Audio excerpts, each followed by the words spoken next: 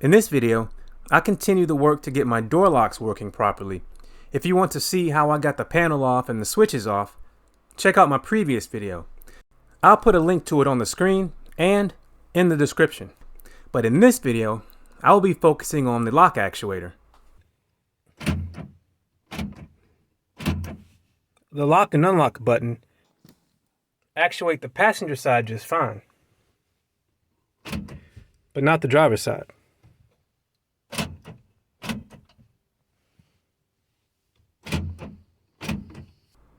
I've already tried lubricating the parts, so the next thing to try is getting a new door actuator. They're easy enough to replace, and if the local auto parts store has one, I should be able to finish it today. So the auto parts store had the actuator. Comes with the actuator, the bracket with these clips for a screw, but it also came with rivets. So I think I'm gonna go back in and find the right size screw, because that would be a lot easier for maintenance down the line. The guys at Advance let me use their thread checker to figure out what size bolt I needed. As it turns out, I needed a M6 by 1.0. So I got the actuator and the screws to attach it. So now I'm gonna go home and see if I can install it. So I took the panel off the same way I did yesterday, and now I'm going to try and put this new door actuator in here. And the first thing I need to do is take this off. So basically pull this rod out of this rubber part. Let's see if I can just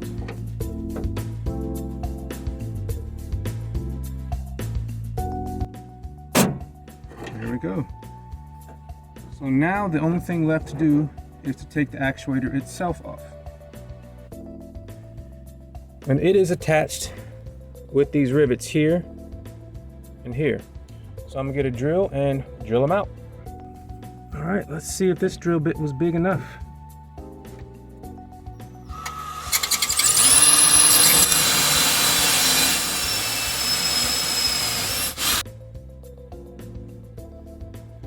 Now I need to go a little bigger.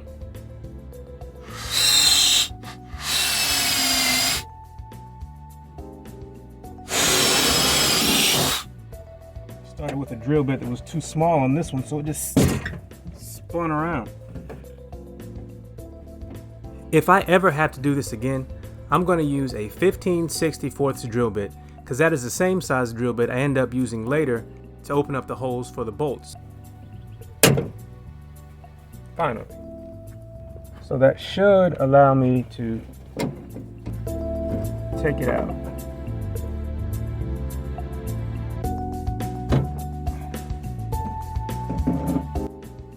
All right, so this connector was on like this. So I stuck my finger through the hole, press down on this, and then pull away with the actuator, and it will come off. I'm going to drill these holes out a little bigger so that the new screws will fit. I have a 15/64 drill bit, and it's just going to open it a little more.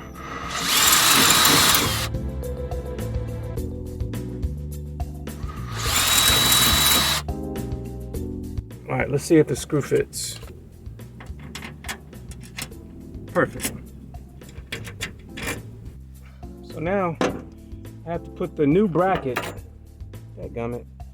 So now I have to put the new bracket on the new one in the same orientation that it is on the old one.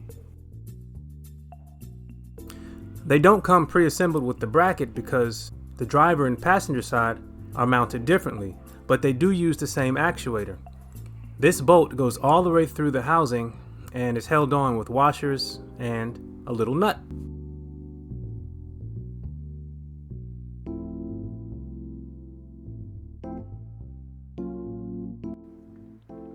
All right, I'm gonna go get a wrench and snug these down just a little more, but it's time to install. Here's a quick look at the old one and the new one side by side. that dust boot on the old one looks like an old deteriorating dust boot, doesn't it? It's kind of messed up. All right, now let's install the new one.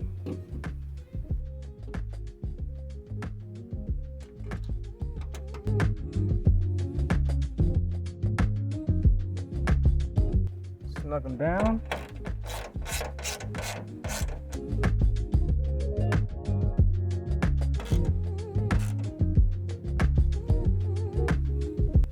And attach the connector, which might have been easier before mounting it, but I can still get it. All right, and now reinsert the rod.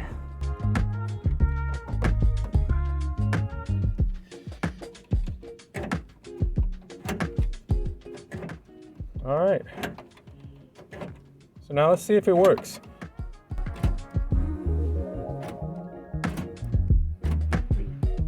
Still doesn't work.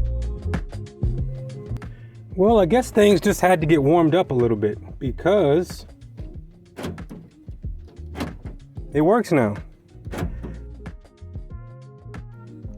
So what I did was I went to all the linkages that I could get to with WD-40 and lubed them up a little bit, worked it back and forth, and I'm really happy about this.